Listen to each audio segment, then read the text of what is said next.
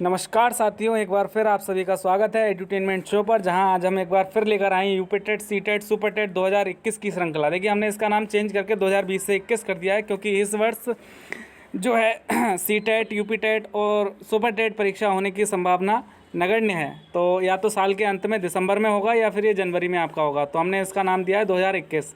ठीक है, तो आज का जो हमारा विषय है बाल विकास एवं शिक्षण शास्त्र, जिसका हम चौथा भाग लेकर आए हैं। यहाँ पर हम 50 प्रश्नों की एक महत्वपूर्ण सीरीज चला रहे थे, जिसकी 3 सीरीज पूरी हो चुकी हैं और ये चौथी सीरीज़ है।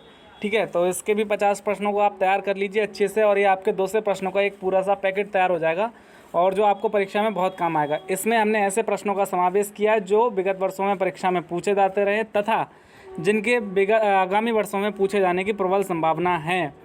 तो इन प्रश्नों को बहुत अच्छे से तैयार कर लीजिए। वीडियो शुरू करने से पहले अगर आप हमारे चैनल पर नए हैं तो हमारे चैनल को सब्सक्राइब करके बेल आइकन दबा दें, जिससे आने वाली वीडियोस का आपको नोटिफिकेशन मिलता रहे। तो आइए हम वीडियो को शुरू करते हैं। पहला हमारा प्रश्न है, सूक्ष्म शिक्षण जिसको हम बोलते हैं माइक्रो टीचिंग के जनक कौन है? तो इसके जो जनक हैं रॉबर्ट बुश हैं। आप लोगों ने किया भी होगा माइक्रो टीचिंग, जो बीएड में पाठ्यक्रम का हिस्सा है।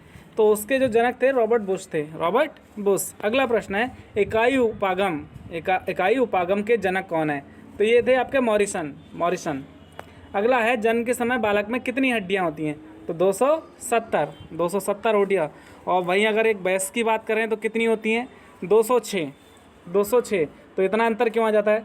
बचपन में या छोटे जो नवजात बच्चा होता है उसके शरीर में बहुत सारी हड्डियां होती हैं जो बड़े होते आपस में जुड़ते हुए कम होती चली जाती हैं, और उनकी संख्या जो है वयस्क में 206 होती है। ठीक है भाई। अगला प्रश्न है, स्वयं की भावनाओं तथा संवेगों को नियंत्रित करने से संबंधित बुद्धि को क्या कहा जाता है? तो उसे कहा जाता है भाषाई बुद्धि।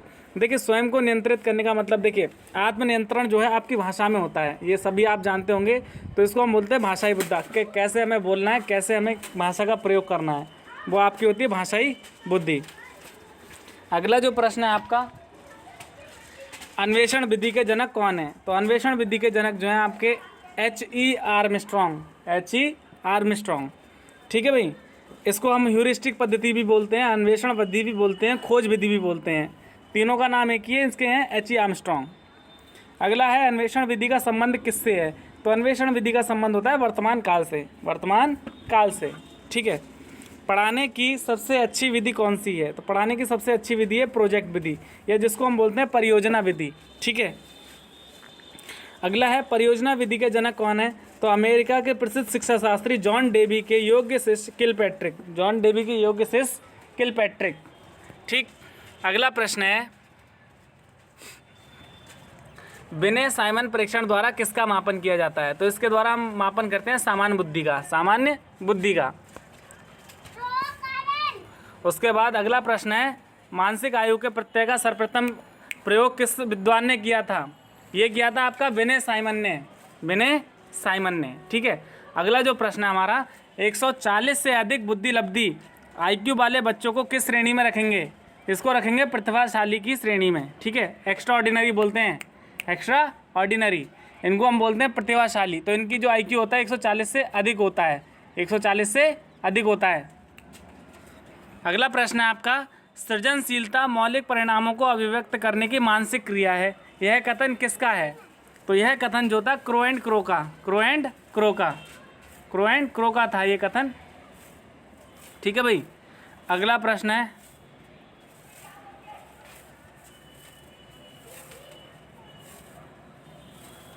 श्यामपट्ट को शिक्षण साधन सामग्री की किस समूह के अंतर्गत अंतर्मुक्त किया जा सकता है? श्यामपट्ट को शिक्षण सामग्री के किस समूह के अंतर्मुक्त किया जा सकता है? तो यह आपका दृश्य साधन में, किसमें? दृश्य साधन में। ठीक है। अगला प्रश्न है, व्यक्तित्व एवं बुद्धि में वंशानुक्रम की भूमिका होती है। किस प्रकार की भूमिका होती है? व्यक्तित्व एवं बुद्धि में वंशानुक्रम की भूमिका जो होती है नाम मात्र की होती है।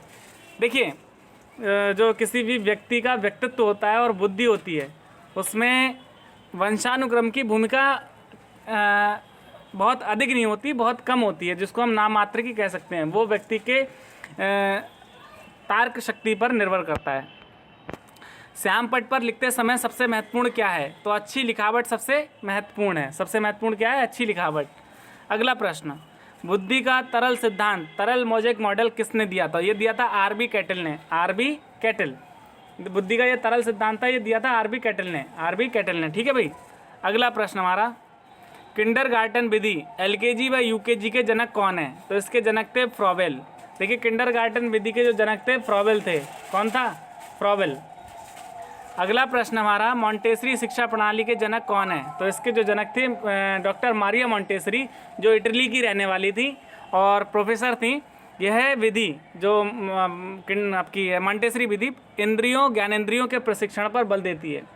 जो बच्चा होता है उसकी ज्ञानेंद्रियों को प्रशिक्षित करने के ऊपर विशेषता बल देती है मॉन्टेसरी विधि, ठीक है भाई। अगला है, खेल पद्धति के जनक कौन है? तो खेल पद्धति के जनक जो हैं आपके Henry Caldwell cook. Henry Caldwell cook. अगला प्रश्न है, डाल्टन पद्धति के जनक कौन है? तो miss Helen Parkhurst. Miss Helen Parkhurst जो हैं डाल्टन पद्धति की जनक थी। अगला प्रश्न हमारा, देखो सुनो और समझो किस विधि पर आधारित है? देखो सुनो और समझो किस विधि पर आधारित है? यह आपका प्रदर्शन विधि पर, प्रदर्शन विधि पे। अगला प्रश्न है, देखो सुनो और बोलो। देखो सुनो और बोलो किस पर आधारित है? तो यह आपका आधारित है प्रयोगात्मक विधि पे, प्रयोगात्मक विधि पर।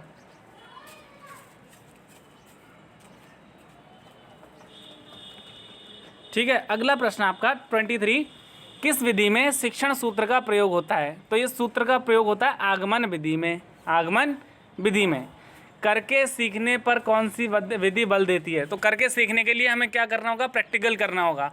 तो प्रैक्टिकल हम कहाँ करते हैं? प्रयोगशाला में। तो इसमें जो विधि है प्रयोगात्मक विधि, प्रयोगात्मक या प्रयोगशाला विधि, ठीक भाई। अगला प्रश्न हमारा, डिस्कैलकुलिया का संबंध है। डिस्कैलकुलिया का संबंध होता है आपका आंकिक अक्षमता, जिसको हम बोलते हैं गणितीय अक्षमता, इसको बोलते हैं डिस्कैलकुलिया, ठीक है भाई। तो डिस्कैलकुलिया का संबंध होता है आपका आंकिक अक्षमता से, आंकिक अक्षमता से।